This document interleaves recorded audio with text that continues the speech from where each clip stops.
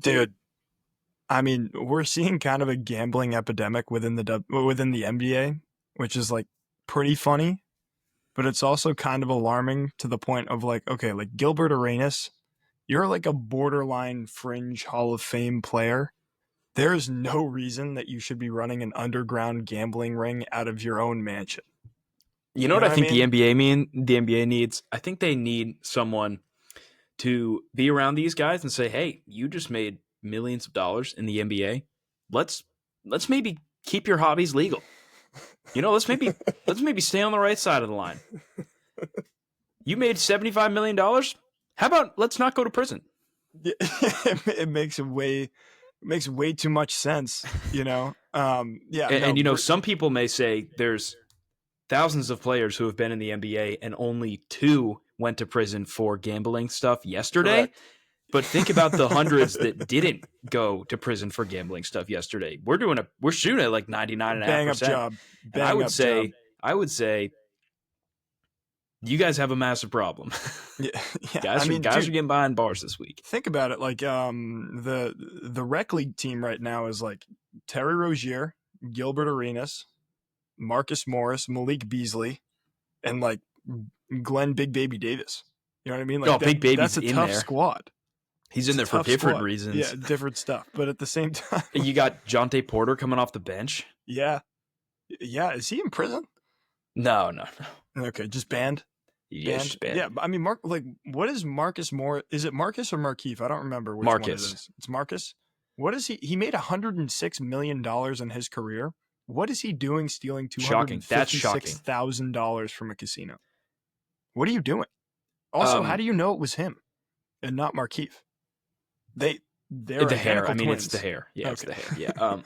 But like Gilbert Arenas, like had a solid 3 or 4 year run where he was one of the best. He was on scorers ESPN in the NBA. He's like an analyst. He doesn't. Yeah, totally. He's just doing it for the love of rough the game week for ESPN analysts. Yeah. While we're here, we're not gonna dive into it. Not gonna breeze by that one. Yeah.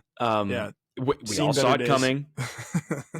But Gilbert Arenas at his peak was like, you could make an argument for being one of the best players in the NBA like at his peak, Agent Zero. All the NBA player probably. Yeah, so like you could look at him and be like, maybe we could turn a blind eye to this. Marcus Morris has been a bench guy on every team he's ever played on. So yeah, unfortunately, he's probably going to have to do some time there. Yeah, it's just like it's first and foremost tough week for the Arenas family, right? Elijah goes down. With an injury to the ACL, which no one ever wishes.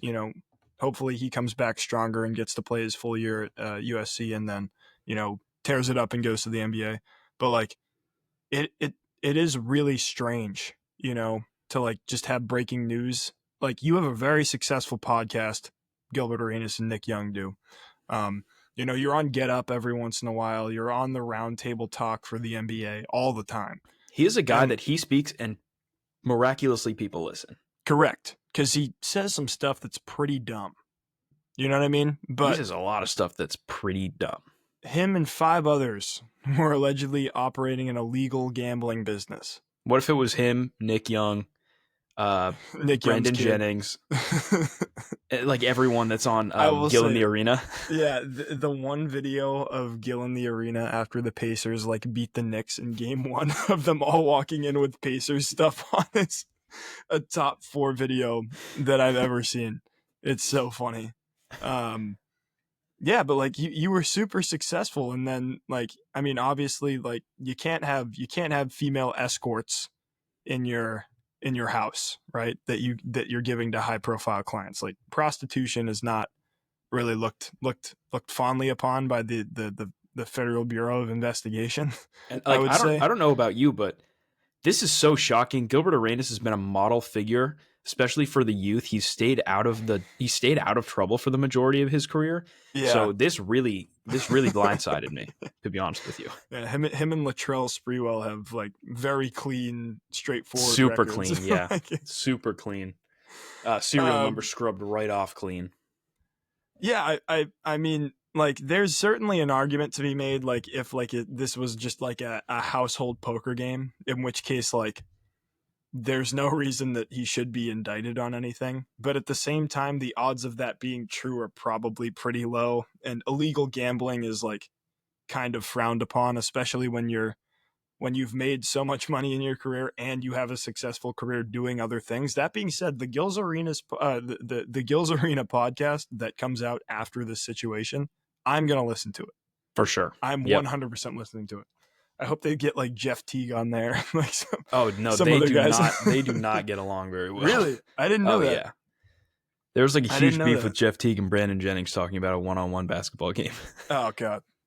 It's like the Malik Beasley and Michael Beasley and Lance Stevenson one. Did you watch that one? That one was pretty funny. I didn't watch it, but I kept up with it, and the stuff that Michael Beasley said pretty much made me look at him and be like, I thought you needed to be in a mental institution. You definitely need to be in a mental institution. Yeah, I really like Michael Beasley being back in the public eye, just because like he's kind of hilarious, you know, to watch. Like him in the Ice Cube like 3-on-3 league is pretty funny.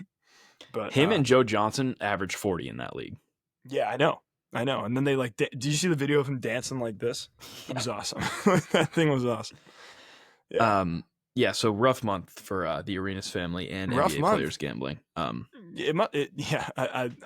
scrolling Twitter has been elite this past few days. It's like Stephen A. Smith is wearing a wire and just clearing house. Like everybody's going down at ESPN. Luka Doncic is skinny and hot. Luka's hot. Apparently, yeah. Yeah. Yeah. I mean, apparently Nico Harrison's seen it as well, which was something on SportsCenter. This is how slow sports have been the other day. Yeah, Nico Harrison's seen it. They were asking him because he was on the Vogue cover, right, with the kettlebell thing. He was on Men's Health. That's what it was, and he was like, "Yeah, sent him over a copy." Like, I'm sure he saw it. Not what I thought you meant when you said Nico Harrison saw it. All right. Yeah, no, good for him. I think. I actually think Luka Doncic is like very committed to winning basketball games, which is something that people don't recognize. And especially with this Lakers team, I actually think he's very committed to being a good team next year. Well, he took a month off basketball apparently to lose weight, which doesn't make a ton of sense, because basketball is mostly a cardio-based game. But I mean, to each their own, right? If it worked for him, it worked for him. Now is the question of like, can he keep that weight off during the course of the season and then be healthy in the playoffs, right? Yeah, I think when people say that guys take time off basketball, everyone's like, what? How could you do that at your job? But I also think that the majority of NBA players kind of, once the season's over, take some time and focus on like resting their body, and they'll be in the gym. But that doesn't mean that they're back like playing basketball. So I think that was kind of an overreaction, but I'm excited to see what he does. I think last year, to be honest, was a regression for him. You could partially say it was a new team, and maybe because they had set their standards so high the year before going to the finals. But I'm excited to see what Luka does. I think he's kind of got the reins of this Lakers team. Obviously, there's been talks about LeBron not being happy, which we know doesn't go very well. And the Lakers management, Rob Pelinka, meeting with Luka Doncic to talk about the team's future. But I think that that's just kind of how it's going to go. And they're clearly building this team around him. And he seems committed to being one of those guys that they hang in Lakers Raptors. Agreed.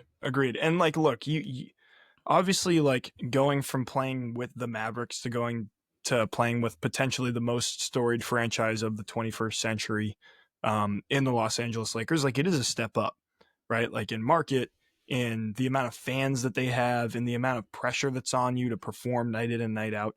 You're playing alongside LeBron James in like the dwindling seasons of his career, right? So it's like, how many more seasons, how many more cracks does he have at winning a ring or this or that or the other thing? And now it's like, okay, they're passing the torch from LeBron to Luka, so they expect Luka to be this next great Laker. And I do think that Luka was always committed to being a Maverick before he got here, which was entirely clear by the way that he reacted to the trade in the first place. But I also think that passion is something that could really help him in a Lakers uniform, right? Something that like, he cares about the fans and about like winning a championship just as much as they do. And let's be honest, like as fans, we want our athletes to care, right? So I do think that means a lot to this fan base. And, like I wish him all the best, right? Like I love watching him when he's not playing against the Celtics. I said that last year, or last year when they were in the finals against the Celtics, it was like, okay, I love this Mavericks team. I love what they're doing. I love the way that they play. I'm never going to root for the Lakers, right? Um, but at the same time, like, he's always a really super interesting player to watch. And, you're wishing the best for him, for a guy who's a young star in the league who has so much potential that you're just hoping can crack through at some point and become a winning basketball player. Yeah. Moving on here, how much longer is Nikola Jokic going to tolerate playing basketball before he can go to his favorite thing in the world, which is watching horses race? Also, why was it so weird when he grabbed the horse after he won? And also, why was he crying? Yeah. It is telling, right? Like the side-by-side videos of him like post horse winning, like spraying the champagne everywhere and like being super excited versus like and crying, coming off the court being like, this is fun, it's time to go home. Like being at the parade, he was like, no, parade on Thursday, no, I have to go home. Like he really did not want to play basketball for that long. It's funny though, because like guys like DeMarcus Cousins and some other people who used to like share the locker room with him, DeMarcus Cousins in particular, because apparently their lockers are right next to him, reported that like he was just like, he doesn't really care all that much, is what Cousins said. He was like, before he got that supermax, he was like, I might retire before this contract. And then I think, cooler heads prevailed and he was like, after it, right? So like, I actually don't know how much longer you're going to see Nikola Jokic play in the NBA. You got to think about like exchange rates as well he's Serbian, right? Yep. Yeah. So like the amount of money that he's made in the United States versus like how much money that would be in Serbia, like he's made more than a lifetime's worth of money at this point to live where he wants to live and to do what he wants to do, which is race horses year round and, hang out, right? Like, dude, he won like $40,000 in that race. You know what I mean? Like it was nothing as compared to like what he got for, becoming an NBA champion, but that's what he's passionate about. And he's one of those guys that I think that you'll like probably never hear from him again once he is, done with basketball. But until then, you just kind of have to enjoy the fact that he is so good at his job, despite the fact that he so very much hates it. Yeah, for sure. Interested to see how that goes moving forward. And he is a guy that I think for the next 5 years, we're going to be like, is it the year that he retires? Right. So, right. But realistically, he could stay as dominant as he wants for the rest of his career. Dude. Yeah, I mean, because he doesn't play a style that like attributes itself to slowing down, right? Like he's a great passer. That's one of the things that makes him so dangerous. He's big, he's slow, right? So he's not going to get any slower. And he doesn't put a lot of strain on his body. Correct. So it's not like he's going to, prayer up, knock on wood, hopefully he doesn't like tear his Achilles because he's super explosive, right? Or something like that. Like it just feels less likely that he's going to have some sort of long-term injury that nags him. But at the same time, like if that was to happen, I wouldn't be surprised if he was just like, I'm done. You know what I mean? And just like left on the spot. Yeah, if he's done, it's not going to be because he has to be. It's because he doesn't want to be playing anymore. Right. Football's back. And if we're doing a quick training camp check-in, Patriots look good. We are excited about the Patriots this year. Yep. Stephon Diggs has apparently done a ton of work in the wide receiver room. Our rookie receivers look good.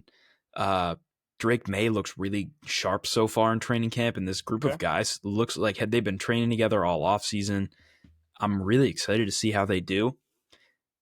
If we're going to have a little chat about our teams and the ones that we're supporting, as of last episode, a lot of trouble in the Commanders camp. They're not sure if Terry McLaurin's going to come back. He's asking for like $33 million, which is kind of in the area of like CeeDee Lamb and Justin Jefferson are kind of getting that much money. Which I would say that, if you are the Commanders, you have to pay whatever he asks because he's been there for 7 years now through 3 different iterations of franchises that you've had.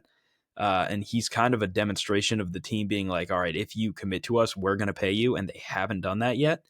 But I'm certainly conflicted, right? Because if he stays with the Commanders, I get to watch him in DC as a impromptu Commanders fan next season. But if he opts out of his contract, Patriots are super high on the rumored teams that he would go to. Yep. And that is super exciting. Yep. So do you think he's worth the 33 mil? I think Um, that's question number one, right? I think it's a loaded question, right? It depends on how many years you get out of him. Okay. Because he is older. He's an older receiver. He's 7 years deep in the league. He's probably hovering around 30 right now. Actually, if you But could check that. yeah. But to be fair, at the same time, he's had how many consecutive 1,000-yard seasons, right? Yeah, Like but he's that been was exactly my contributing for. point, right? Like Okay. he is your franchise guy alongside Jaden Daniels. So He's 29. yeah, if you have to pay anyone, it feels like you would pay him. You Right. could give him 3 years, 32, 34, somewhere in that area, and then he's a 32-year-old receiver, and at that point, then you can start to cut ties, right? So I think that he does deserve one more contract, especially with Okay. the way that he played last year. I also think that the wide receiver market is one that's going to really kick off in the next few years. The NFL has kind of been holding strong with the way that it's been paying people. And it always has been that way, right? The 55-man roster, the amount of people that you can have, the amount of people that you can really pay this type of money to. Um, but I wouldn't be surprised if this isn't one of those contracts that you like looking theoretically, like we all, I'm going to switch it back to NBA terms because that's the thing that I know best, right? But like we paid Jaylen Brown like $300 million, right? To be one of the max players in the league. And he was maybe a top 10, top 15 player in the league at the time and still probably is, right? So When you he think got of, paid, he was not top 25 in the league. right. Well, I think he was. I think he was a top 25 player in the league at that point. But No at the same way. With the time, you were, Mavericks? what?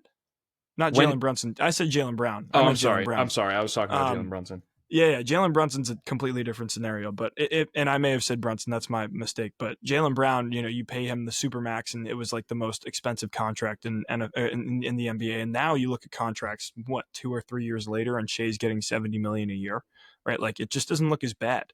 You know what I mean? So like I think that you pay Terry McLaurin what he needs because you do need a wide receiver one. If I'm Washington, like I don't see you guys signing somebody else like who's going to step into that role, Well, they have right? Debo Samuel.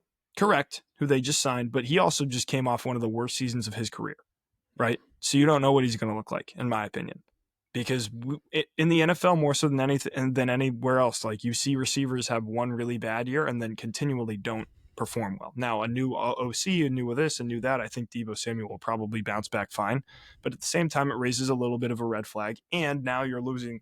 You're going from okay, now we have two big weapons to now we have one weapon that's going to get all of our touches, which is kind of the way that they were last year, right?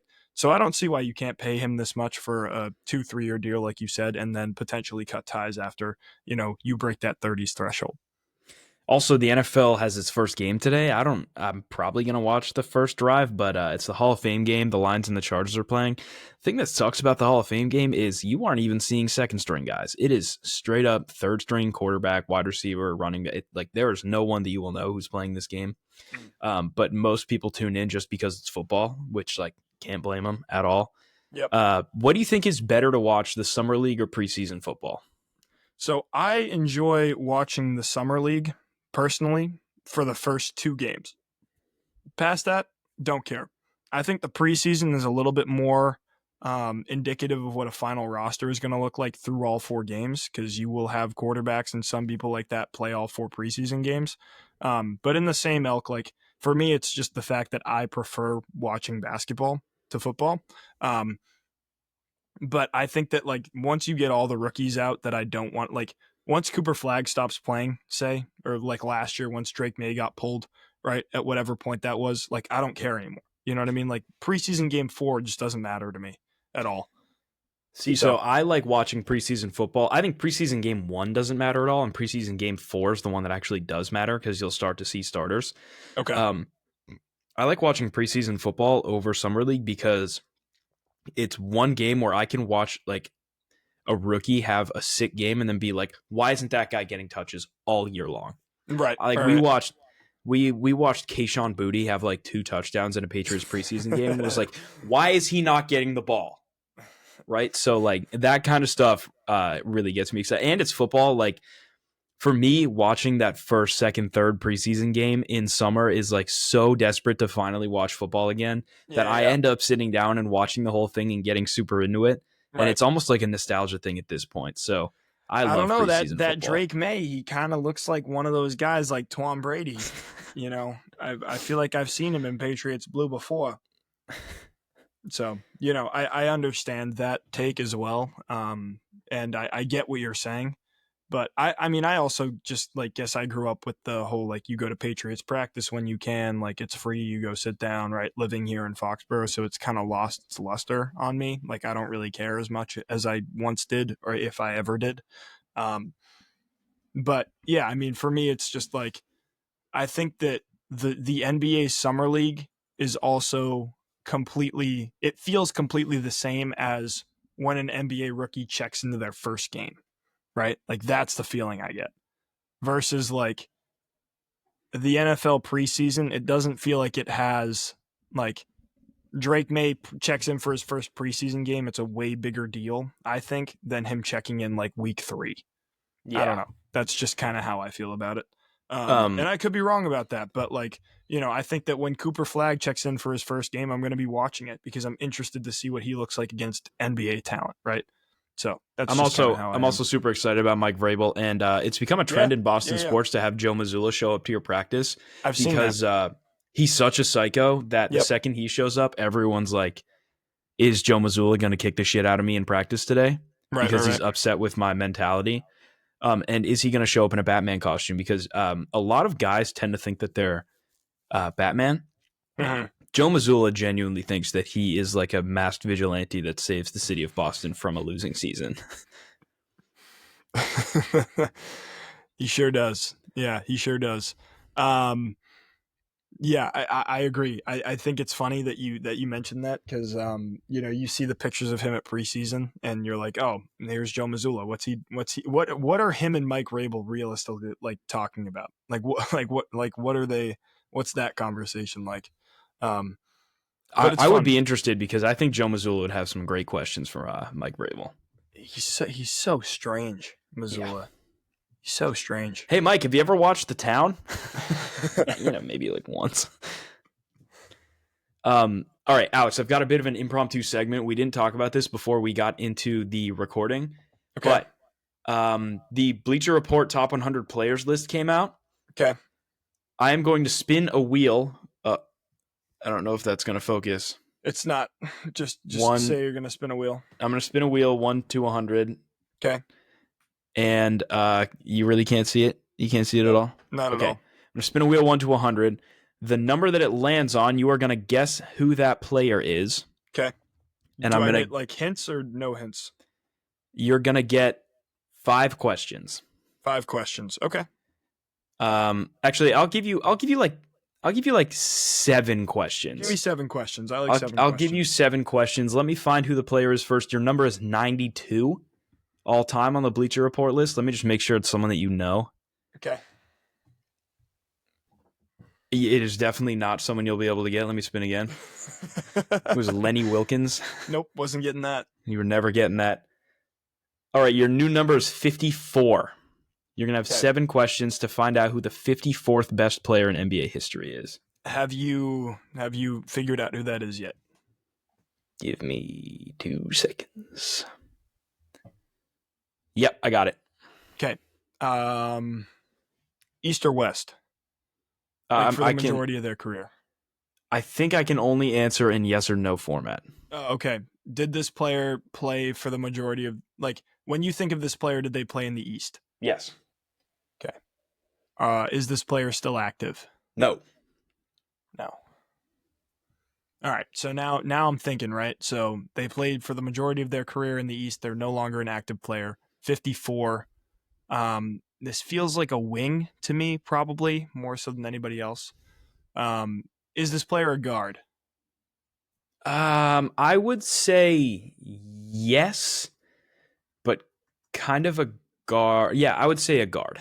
Okay, a guard. So that sounds way more like a shooting guard than a point guard to me.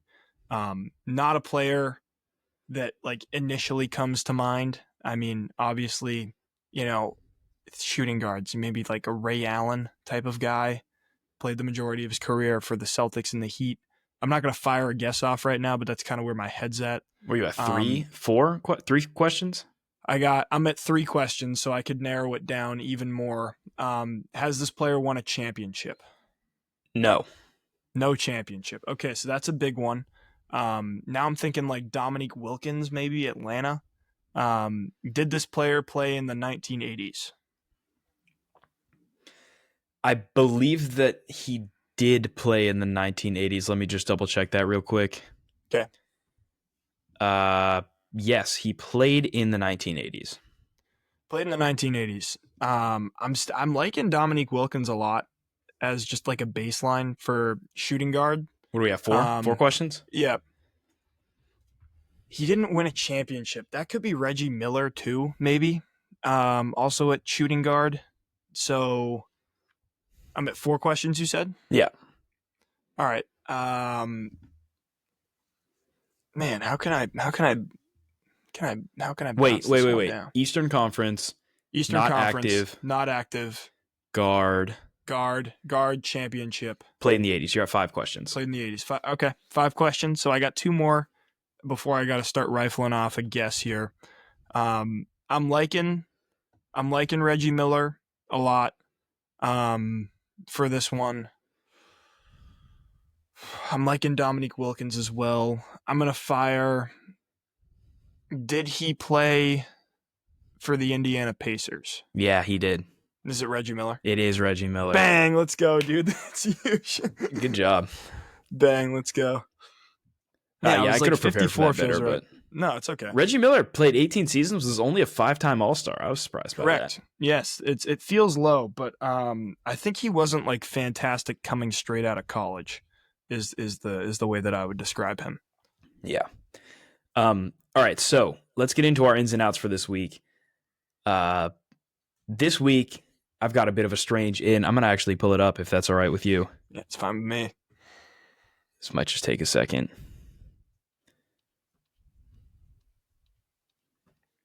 Yeah, here we go. No, take your time. I mean, the people need to see it, apparently. Oh, you... Close your eyes and let the world paint 1,000 pictures. One good girl is worth 1,000 bitches. Bounce. So I'm wondering, where did you find this? What you doing in the club on a Thursday? She said she's sitting here for a girl's birthday. They order champagne, but still look. The funniest part to me is like the Jordans on and the fact that they're in like a middle school parking lot. You guys get the point here. Yeah.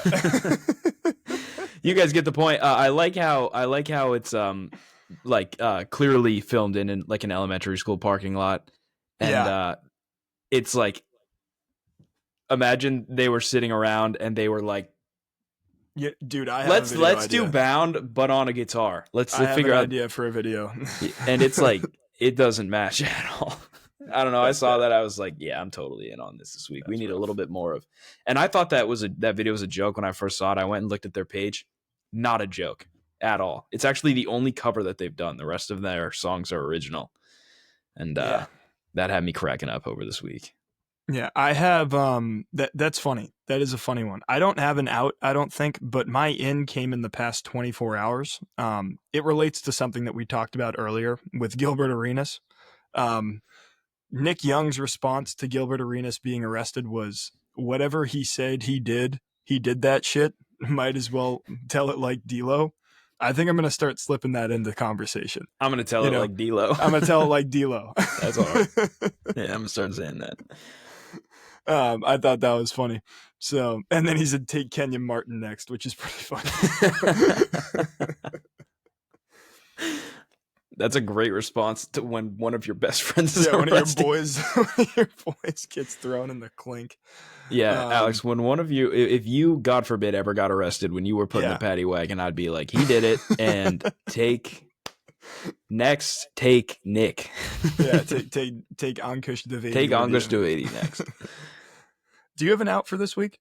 Yeah, I do have an out, and this week, my brother and I, is a bonding thing. We've always been into Pokemon, and he's gotten super, like, when I was little, I collected baseball cards. That was kind of my thing. When he was younger, and especially now, he's getting really into collecting Pokemon cards. And there's a huge issue with the market right now. A lot of scalpers are going in and buying everything and like investing in everything that is like on sale.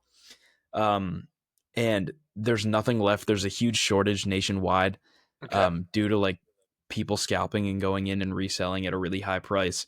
And we were in Target the other day in the card section, and we were like, oh man, there's nothing here. And then a little kid who had clearly come with his mom on this errand just to go look for Pokemon cards walked up and saw that there was nothing there and was crushed. And I'm just out on it. It's a kid's game.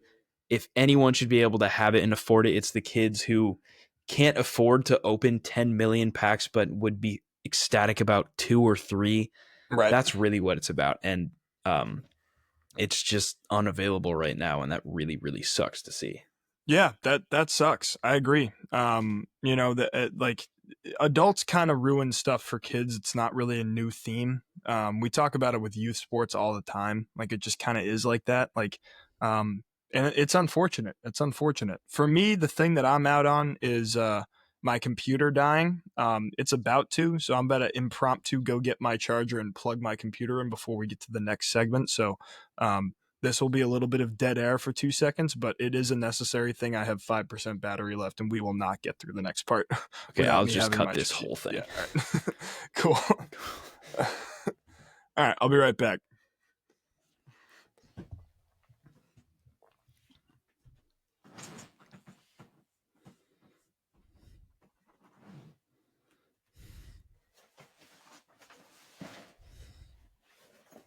Update chat, the computer charger was right next to me the whole time. Didn't need to make that a thing. Cool. Sick. Glad you did, though. Yeah, no problem. I'm here all week. Oh, little spark there. Okay. Here we go. All right. This gives us a good chance for me to intro the next segment, though, if you want to just do that. Yeah, let me pull my list up. You let me know when you're ready. All right, I'm ready. All right. So last week we talked about some urges that we have, and you guys seemed to like it on our Instagram, so we decided that we would double down, and these are more masculine urges that Jack and I both want to share with you. Just literally come in and just say, okay, these are more masculine urges. Okay. Like just word for word? Yeah, just do that. All right. So these are more masculine urges. The masculine urge to eat food you just cooked out of the pan or cutting board you used to make it. Yeah. You just made some food. I'm not leaving. I'm going to stand there in the kitchen. I'm going to watch YouTube on my phone. I'm going to eat out of the pan. Makes for way less of a mess. Sometimes you can like cook things and then you can put more things into the pan. That's what Nicky P does. Nick Pendas is big on using one cutting board and then putting everything in one pan, stirring it up, and then eating right out of it.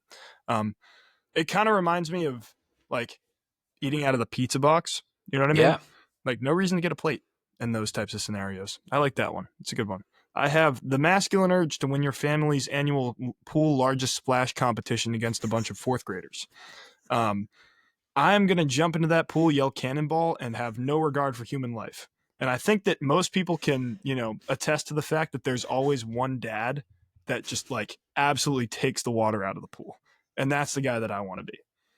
There's no bigger scumbag than a sneaky cannonball. I mean, if you're going to go, you might as well yell. And if you're not yelling when you cannonball, you're a scumbag. Yep, agreed.